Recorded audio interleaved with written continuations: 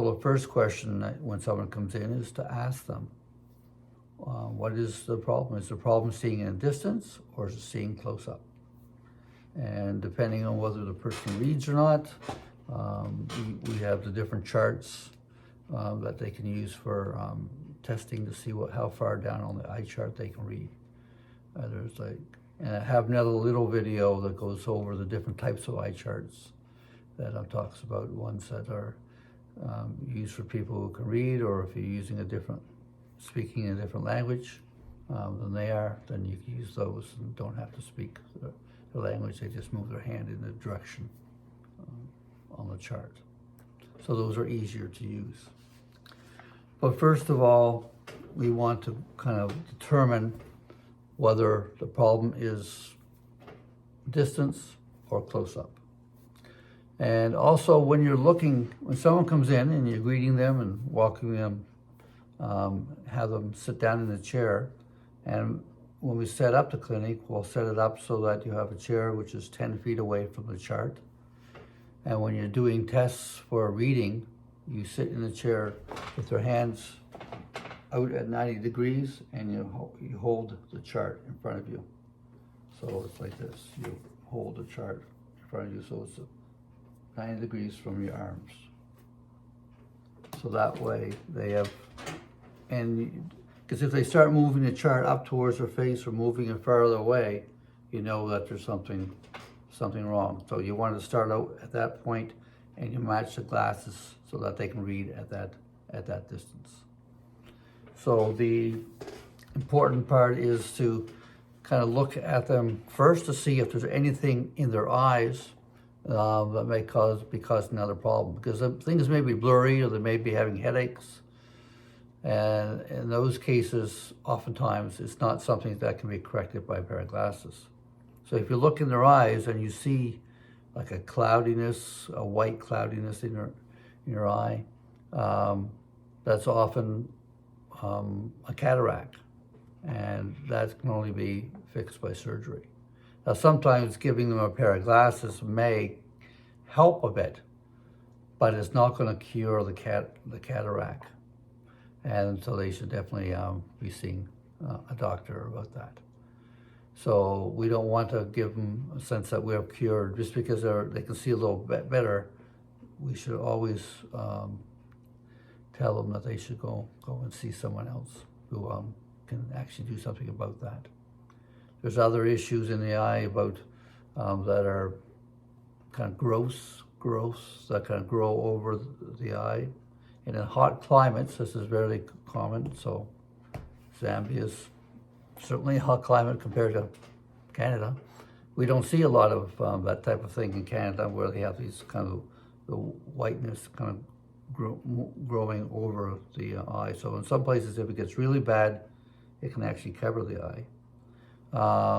But I saw it in both Kenya and Zambia, where the climate is a lot hotter, and that tends to be more common. So if you see things like that, where something is actually blocking over part of the eyeball, then that's something that we can't deal with. If something is really bloodshot, really red, or if something looks abnormal, something is kind of gross, or sometimes underneath the eyelids you can see little pockets of things growing. Those things we can't deal with as far as glasses. And you shouldn't be prescribing glasses to people who have those issues. They should be seeing someone else. So that's an important thing, to make sure that you take a look at someone's eyes first when they come in. And also there's a very simple test to see whether there's any other problems with their mobility in their eye. So if you look at them straight in their eye and you hold your hand up and get them to look up, not moving their head, looking up, and move your finger down, and then go up and cross over one side, over the other side. And what you're watching for is to make sure both eyes are following your fingers, going up and down.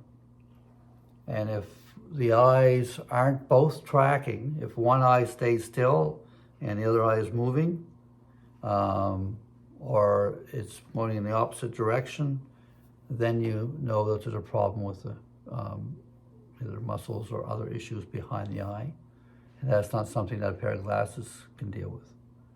So you want to do that simple test, look at them, look in their eye, make sure there's nothing that's cloudy over top of their eye.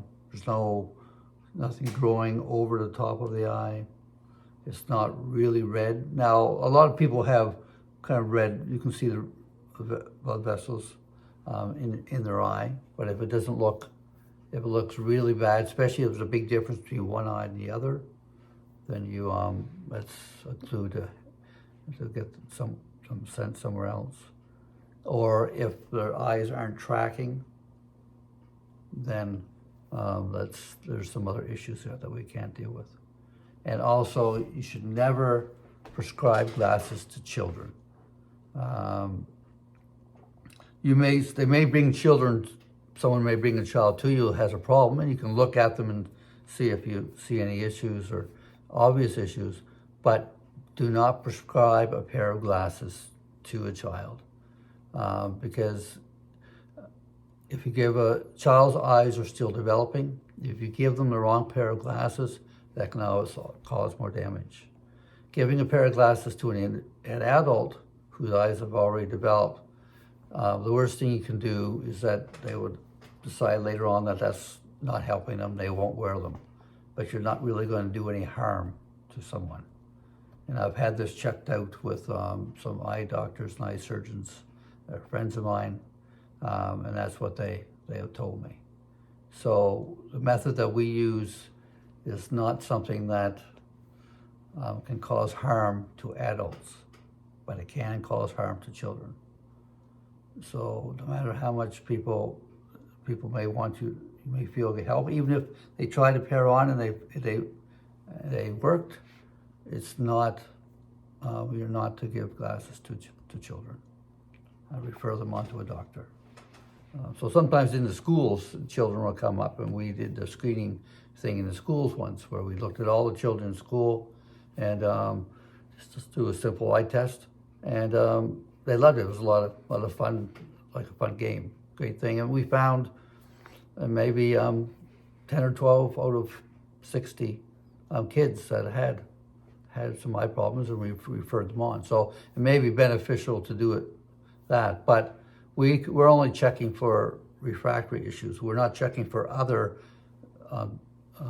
disease issues. So if you do a check and they get the feeling that, oh, I've been checked over by someone, and they have actually something wrong with them that we can't see, you're giving them a sense of false hope, and you're not doing them any favors. You may be doing them harm because they think that they're all right because they saw you. So that's a couple things to think about when we're getting ready to start the clinic. So that's enough for this little section.